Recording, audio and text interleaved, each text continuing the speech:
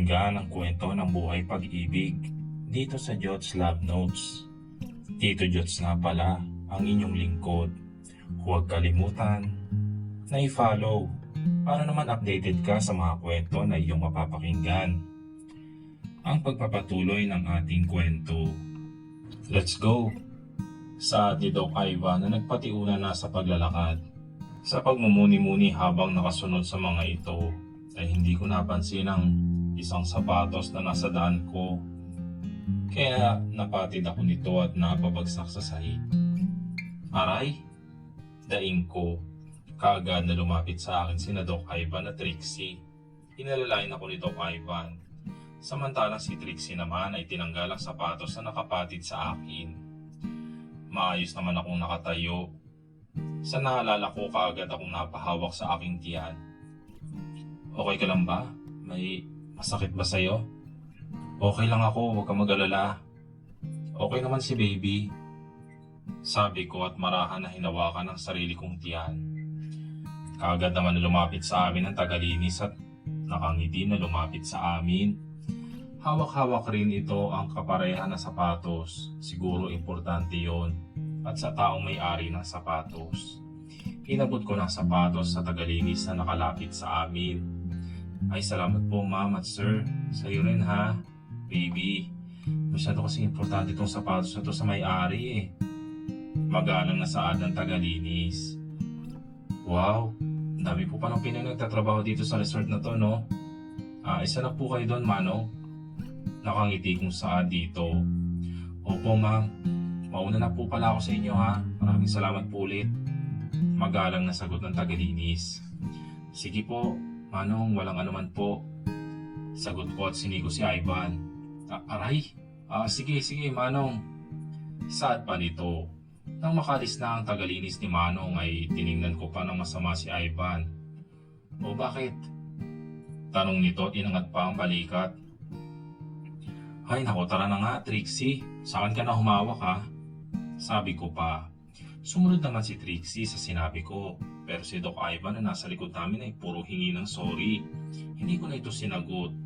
Kasi nakarating na kami sa room na pinabook ko. O, andito na tayo. Kaya tama ka na sa kaso sorry mo ha. Sad ko at binuksan na ang pinto ng room na naibook ko. Okay, sabi mo eh. Sabi ni Doc Ivan.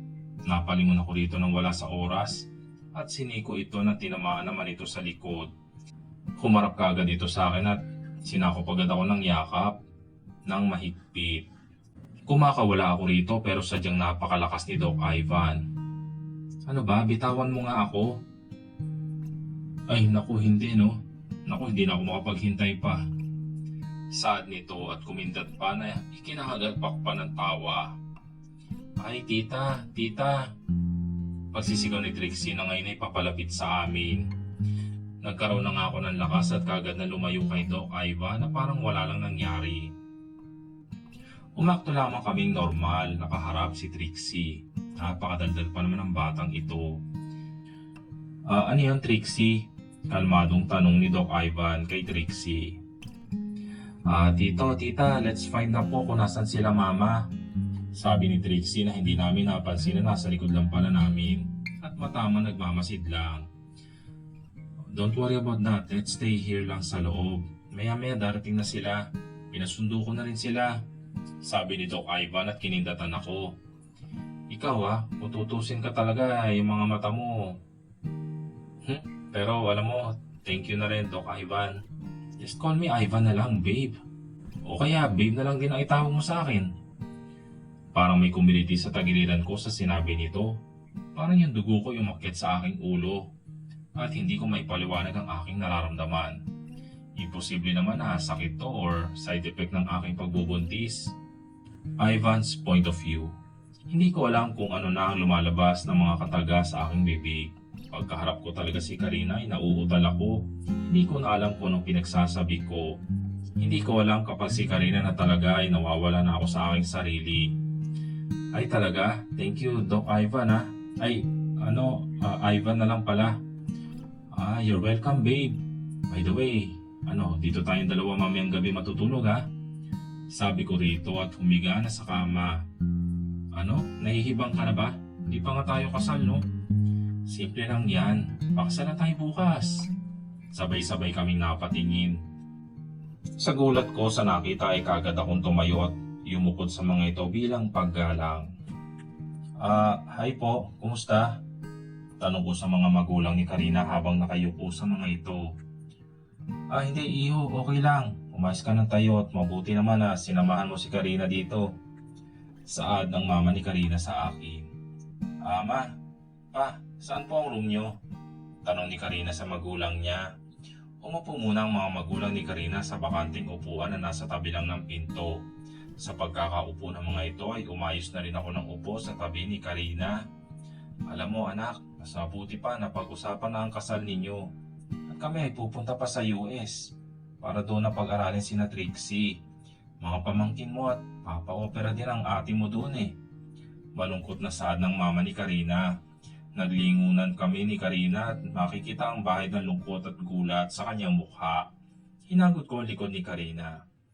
At pinakalma ko ito kasi mukhang iiyak na ito. Karina's point of view. Sa gulat ko sa ibang nalita ni mama sa akin, ngayon ko lang nalaman na may sakit si ate. Naramdaman ko naman ang pagkalma sa akin ni Doc Ivan. Si ate may sakit. Hindi ko na din mapigilan ng unti-unting pag-agos ng aking luha. Oo anak, hindi naman sa minamasama anak ha, pero si Doc Ivan, unang kita pa lang namin. Alam namin na mapagkakatiwalaan at mahal ka niya. Hindi ka niya pababayaan. Mahirap sa amin anak pero kailangan nang gamutin ang ate mo. At baka mas lumala pa yung buko ng ate mo sa dibdib at maging cancer. Naluluhang sa adri ni mama. This time na ako napatayo at nakapalapit sa ate ko na ngayon ay kararating lang. Ate, bakit hindi mo sinabi na may cancer ka pala? Naluluha akong saad habang nakayakap rito. Pilit naman itong nagpapakawala sa aking yakap. Anong pinagsasabi mo? Bitawan mo nga ako. Hindi ako makahinga. Putol na saad ng ate ko na kinagulat ko. Ate, may sakit ka pala. Bakit hindi mo sinasabi sa akin? Hoy, baliw. Hindi pa cancer. Masyado ka namang advance. First stage pa lang ang bukol. Buti nga't nalaman ka agad namin nung nakaraang araw. At mas gusto ko sa stage magpagamot. Okay, tama na ang drama. Ano, bukas na kayo ikakasal. Pwede namang simpleng kasal lang, di ba? Saad ng mama ko, tinignan ng malalim si Papa ni Mama. Parang nais ni Mama na si Papa ang magtuloy na sasabihin niya. Oo nga anak, at mukhang ayos naman si Ivan eh. Pero Ivan, ayusin mo ha. Alagaan mo yung anak namin. Saad ni Papa. Ay opo, salamat po. Saad ni Ivan na nasa tabi ko. Sige po. Okay na po ako. Paano ba yan, ma, pa? Ate, ang kasal po namin ni Doc Ivan, okay lang ba sa mayor muna? Pag okay na si ate, doon na tayo sa magharbong kasal. Saad ko at lihim na siniko si Ivan. Opo, mukhang ayos po yun. Napilitang saad ni Ivan at nang lumingon ito sa akin ay kinimihan ko ito ng ngiti. Napalingon kami ni kinamama nang bigla silang tumayo. Kaya napatayo na rin kami ni Ivan. O siya, ayos yan at anak, babalik na kami sa room namin ha. Saad ni Mama. Mama, pwede doon na ako sa room niyo matulog? Tanong ko rito habang hindi ko mapigilan ng mapalingon kay Ivan nang ngingiti-ngiti pa. Ay naku anak, hindi ka nakasya doon. Mas mabuti pa, dito ka na lang muna. Ikaw Ivan, ingatan mo anak ko ha. Okay, Mama, ingatan ko po si Karina. Di ba, babe? Saad nito at kaya naman siniko ko ito at napakalakas. Naparay pa ito sa sakit. Sa aking pagkakasiko. Wala na ba talaga space, Ma? Ulit kong tanong dito. Pansin ko lang, Karina, kanina ka pa. Kanina pa din kami nakikinig ni Papa mo sa inyo, ha? Wala na space sa room namin. At naku, Karina, ayaw mo ata kay Doc Ivan eh. Nagdududa pa na saad ni ate habang nakataas ang kilay. Oo na, dito na ako sa kwarto na to. Napipilitan na saad ko habang tinalasan ng tingin si Ivan na kanina pa nagpipigil ng tawa.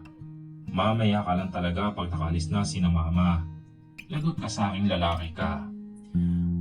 O sige na, alis na kami. Maghanda na kayo bukas at babalik tayo sa Pilipinas. Pinadalian at babalik din kayo kagad dito sa Hawaii at kami diretso na sa US ha. Sige na, good night na sa inyo. Saad ni Papa na palabas na rin. Sige po, good night. Sabay-sabay na saad namin ni Doc Ivan. Nakalis na sila mama. Kami na lang ni Doc Ivan ang naiwan sa kwarto. Tumayo na si Doc Ivan at sinara ang pinto. Pinantaliman ko agad ito ng tingin at lumingon sa akin. Oh, bakit? Anong problema? May ginawa ba akong masama? Ewan ko sa'yo. Oh, sige na Karina. Babe, ano ba? Dahil ba sa lihim ng pagtawa ko kanina? Lumapit na ito sa akin at hinawakan ako na iwinaksi ko naman ang kamay nito na nakahawak sa akin. Sige na nga, alis na ako. Dito na ako napalingon sa kanya at parang may bahid ng lungkotang makita ko itong matutulog sa labas. Itutuloy ang susunod na kabanata ng ating kwento.